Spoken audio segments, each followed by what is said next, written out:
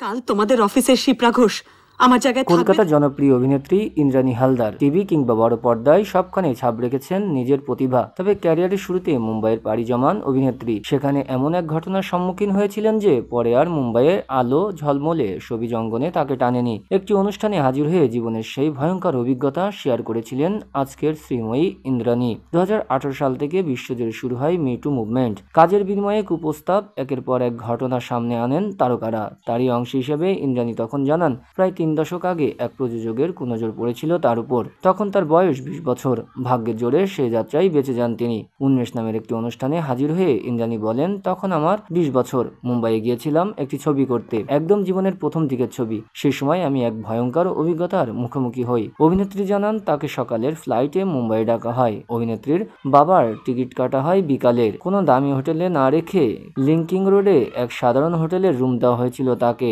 শুরুতেই খটকা লাগে। এরপর প্রযোজক আচমকা ফোন করে জানান তিনি দেখা করতে আসবেন। ঘাবড়ে গিয়েছিলেন অল্প বয়সী ইন্দ্রাণী। রুমে এসে সেই প্রযোজক সুযোগ বুঝে কুপ্রস্তাব দেন অভিনেত্রীকে। রীতিমতো শারীরিকভাবে ঘনিষ্ঠ হওয়ার চেষ্টা করেন। ইন্দ্রাণী বলেন, আমি বারবার বলেছিলাম এটা করবেন না প্লিজ। আমি এভাবে কখনো কাজ পাইনি, পেতেও চাই না। প্রযোজক পাল্টা বলেন, তুমি বাঙালি লড়কি, তুমকো হাম বড়া হিরোইন বানায়েগা। বড় বড় হিরোইন হামারে কদমো মে রহতা হয়। অর্থাৎ তুমি বাঙালি হিরোইন, তোমাকে আমি অনেক বড় অভিনেত্রী তৈরি করব বলিউডের। নামি দামি হিরোইনরা আমার পায়ের তলায় থাকে। দৃঢ় কণ্ঠে সেই সময় নায়িকা বলেন, হতে পারে বড় হিরোইন আপনার পায়ের তলায়, কিন্তু আমি এভাবে কাজ করিনি। আমাকে কলকাতা থেকে ডেকে এনে কাজ দিয়েছেন। কোনো সমঝোতা বা কম্প্রোমাইজ আমি করব না। এরপর মনে মনে সৃষ্টিকর্তাকে ডাকতে থাকেন ইন্দ্রাণী। বলেন, সৃষ্টিকর্তা, আজ কি আমি ধর্ষণের শিকার হব? প্রযোজক তখন নিজের জামা কাপড় খুলতে শুরু করেছেন। অমনি তার ফোন বেজে ওঠে। ফোনটি করেছিলেন প্রযোজকের স্ত্রী। ইশারায় ইন্দ্রাণীকে চুপ থাকতে বলেছিলেন প্রযোজক। এই ফাঁকে দৌড়ে গিয়ে দরজা খুলে দেন ইন্দ্রাণী। জোরে জোরে কাশতে শুরু করেন। কাশির আওয়াজ ফোনের ওপারে পৌঁছেছিল।